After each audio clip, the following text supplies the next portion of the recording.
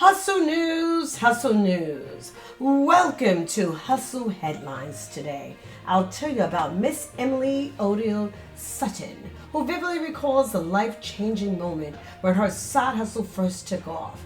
She was at her child's birthday party watching her daughter enjoy a slice of cake when her phone buzzed with a notification.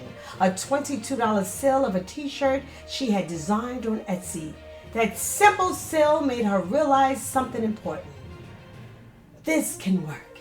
It was in 2022, and Emily had been searching for a way to spend more time with her family, frustrated that her full-time job didn't give her the flexibility she needed.